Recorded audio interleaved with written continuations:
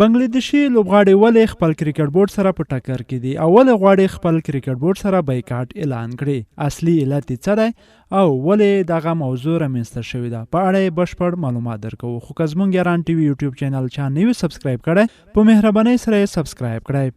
د بنگلاديش کرکټ ملي لوبډلې یو شمېر لوبغاړو د یو خبري کنفرانس له لارې ویلي دي چې هغه وخت به د کرکټ سره بایکاټ اعلان کړي څو پورې چې د بنگلاديش کرکټ بورډ د پرمختګ لپاره د دوی غوښتنې پرانه کړي. بنگلاديشي لوبغاړي وایي که د دوی دغه پریکړه عملي بڼه غوره کړي نو لومړی به د بنگلاديش په بي پي ایل لیګ کې برخه وانخلي.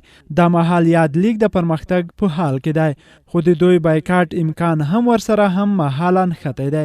دغه راز یاد لوبغاړي زیاتوي که شته ستونزې حل نشوي نو د بنگلاديش او هند ترمنځ به په راتلونکو لوبو کې دوی ونه لوبېږي. د لوبغاړو پر وینا د روانې میاشتې سفر لپاره روزنیز کمپ کې به هم برخه وانخلي.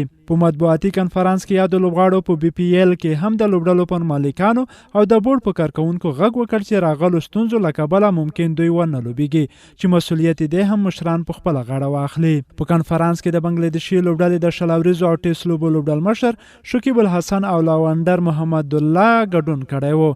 دوی د بنگلاديش د نورو لوبغاړو په نمایندګۍ له کرکټ بورډ څخه 11 غوښتنې وکړې چې په راکېده وروسته به بیرته د کرکټ ډګر ته راستنه شي.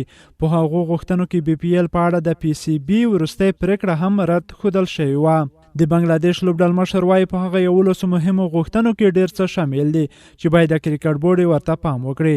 شکیب ویل د 19 کلونو کم عمره او نورو لوبډلو سربیره ټولې لومړۍ درجې او ملي لوبډلې پکې شاملې دي چې له نن څخه بي پي ایل لوبو لپاره د لومړۍ درجې پورې د ملي لوبډلې چمتووالی او راتلونکي نړیوال جام لپاره چمتووالی هر څه پکې شامل دي.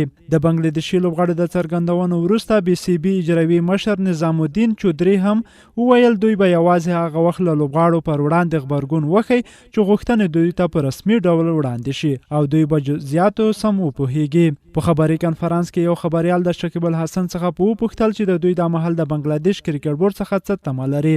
شکیب په جواب کې ورغبرګه کړه چې کرکټ بورډ سره به د غوښتنې پر راکېده د خبرو په صورت کې حل لار عمومي خو کله چې غوښتنې پر راشي عادي خدمت به بیا پیل شي. موږ ټول غواړو چې کرکټ وده وکړي. زموږ څخه ځینې به د نورو 10 کلونو لپاره ځینې د 4-5 کلونو لپاره ولوبېږي مګر موږ غواړو چې د راتلونکو لوبغاړو لپاره ښه چاپیریال رامنځته کړو چې یو ښه ارامه فضا به زموږ څخه وروسته ځوانانو لوبغاړو ته جوړه شي چې په دې ترتیب د بنگلاديش کرکټ کولی شي پر مخ ولاړ شي. شکیب دا هم روښانه کړه چې ښځینه کرکټرې نن ورځې په پرمختګونو کې هیڅ نه دي شامل شوي خو وایي که دوی پکې برخه اخلي نو ښه راغلاست ورته وایو. نوموړی زیاتوي موږ نشو کولی چې دلته د ښځینه کرکټ لوبغاړو برخه واخلو ځکه زه ډاډه یم چې دوی هم شکایتونه لري.